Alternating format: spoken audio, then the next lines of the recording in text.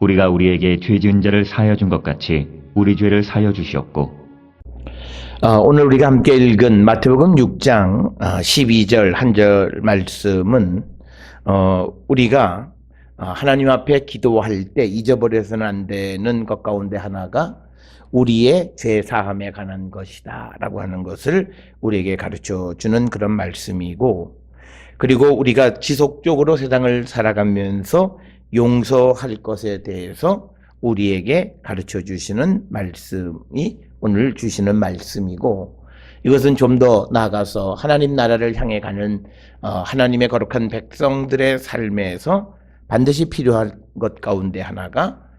용서하는 삶이다 라고 하는 것을 우리에게 가르쳐 주시는 그런 말씀이 되겠습니다.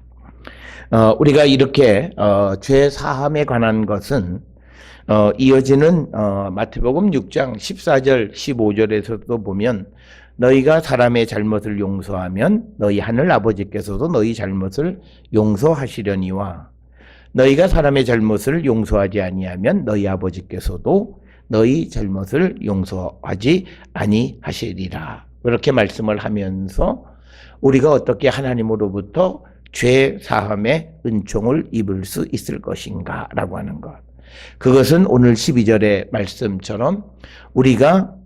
우리에게 죄 지은 자를 사하여 준 것 같이 우리의 죄를 사하여 주시옵고, 그래서 우리가 사죄의 은총을 위해서 우리가 기도해야 함을 우리에게 가르쳐 주시는 거고, 이런 말씀들은 이미 마태복음 5장 23절 24절에서도 똑같은 말씀들을 반복적으로 우리에게 가르쳐 주시는 거고,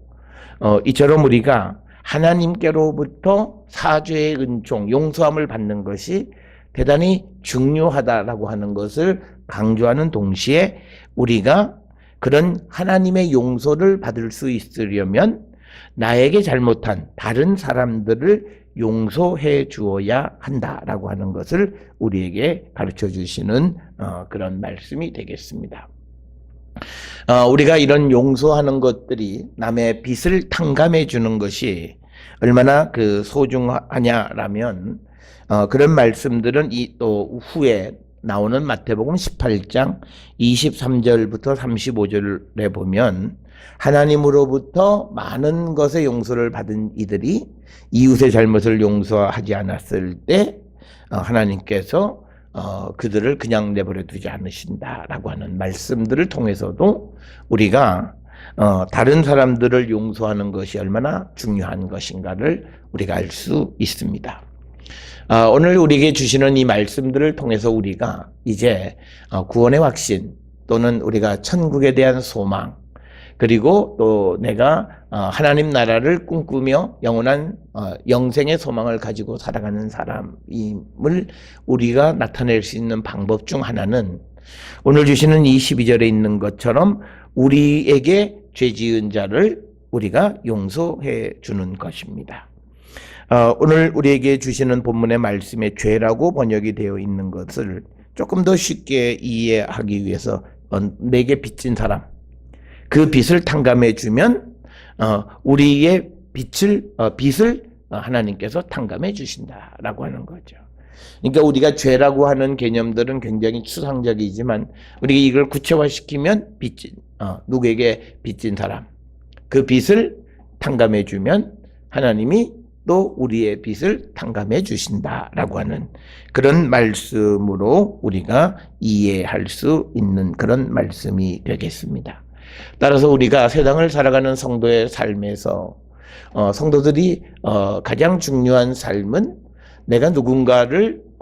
용서하고 누군가를 포용하고, 그래서 우리가 한마디로 서로 사랑하는 삶을 살아갈 수 있으려면 우리는 내게 죄 지은 사람들의 죄를 용서해 주는 그런 자가 되어야 한다라고 하는 것. 그렇게 되어졌을 때 그것에 의해서 우리가 하나님으로부터 죄 사함을 받을 수 있다. 그런데 이것이 우리가 꼭 기억을 하셔야 되는 건 뭐냐면, 내 행위에 대한 보상적 차원으로 이렇게 죄 용서를 받을 수 있는 그런 개념은 아닙니다. 우리가 이 땅을 살아가면서 용서하는 삶은 당연히 예수 그리스도를 믿고 따르는 자들의 삶의 가장 기본적인 그런 삶의 모습이고, 그리고 하나님이 우리를 용서해 주시는 것은 그것은 하나님의 은혜로 되어지는 것이다라는 거죠. 그래서 내가 누구를 용서했다고 해서 하나님이 용서를 해주고 안 해주고는 하나님의 이 결정에 따른 것이지, 그것이 우리가 어떤 보상적 차원에서 자동으로 내가 용서받았다 이렇게 얘기할 수 있는 게 아니죠. 내가 누구를 용서하고 내가 누구의 잘못을 용서해 줬다 할지라도 우리는 끝까지 하나님의 은혜를 구하고, 그래서 하나님의 은혜로 말미암아서 우리가 용서를 받을 수 있다라고 하는 그런 의미로 우리가 이해해야지, 이것을 자칫 잘못 이해하면 우리는 보상적 차원에서 우리가 선한 일을 하고 용서하고 그렇게 해야 된다라고 생각하는 것은 잘못된 것이다. 그런데 오늘 주시는 본문의 말씀에서 확실히 한 가지는, 누구를 용서하지 않으면 하나님한테 용서받을 수 없다는 거예요. 그걸 우리에게 분명히 가르쳐 주는 겁니다.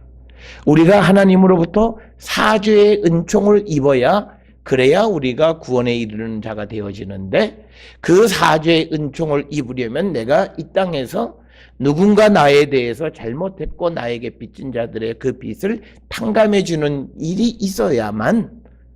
그 자가 이제 하나님으로부터 은혜를 입을 수 있는 사람이라고 하는 것을 우리에게 가르쳐 주는 겁니다.